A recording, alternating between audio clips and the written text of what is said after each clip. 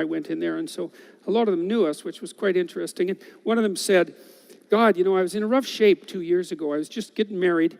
I just got married, and I was nihilistic as hell and depressed and bitter, and things weren't going well for me at all. And I was unemployed, and one of my friends got me a job. And he said, I didn't really like the bloody job. I didn't want to have the job, and I was kind of dragging my ass to the work and not doing it well. And I listened to one of your lectures, and it said, look, if you haven't got anything going for you, but you have a job, don't quit your job.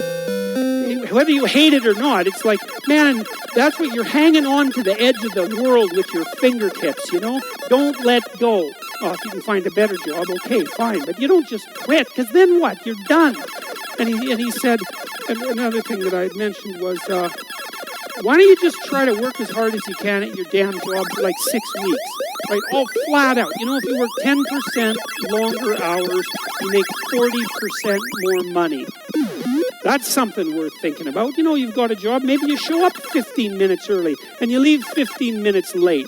And you actually work and your boss notices, because he would probably notice, and then maybe someone's going to get promoted and maybe it'll be you, because something's going to tilt the scales, and that little extra bit of work done without cynicism and resentment might be enough. Well, he said he started at $21 an hour, and in 6 weeks he was making $37 an hour. And it's not a king's ransom, man, but it's a hell of a lot more than zero, and it's quite a lot more than 21.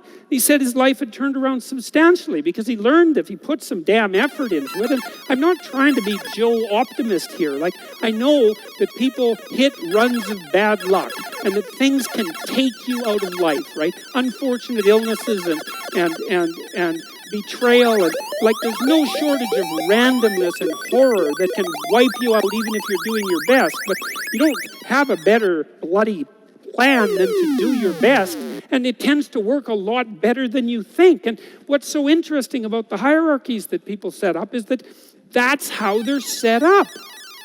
They're not set up on power. They're set up on reciprocity and skill and trust. Not always. And if you're in a job where you work hard and you're a good guy and you're doing your best and your boss is a bloody tyrant and you never get a break, it's like, okay, fine. You're in a Foucault world. Get the hell out of it. You get your resume set up, write your CV, fill in the educational gaps that you have, send out your 25 resumes a day, and prepare to make a lateral move, because you're in a bad place. But almost everywhere, and this has certainly been the case virtually everywhere I've worked, and I've had like 50 jobs, if you go above and beyond the call of duty in an awake and intelligent way, interpersonally, socially, with regards to the diligence of your work, with regards to the truth of your attitude and your courage and all of that, that will work. And if you try it for a year and it doesn't work, then go somewhere else, because you can, right? You're free. It's not easy. You can't just walk out the door and instantly find another job, but you're not enslaved. You could make a move. You could even decide that you're going to make a move and double your salary. It's not a bad goal, and it's certainly a possibility. It's like, it isn't hierarchy. It's ethics that determines success in a functional society. It's ethics that determines success, not power. The rest of it's a bloody lie. And that doesn't mean that all our systems are perfectly ethical. You got to be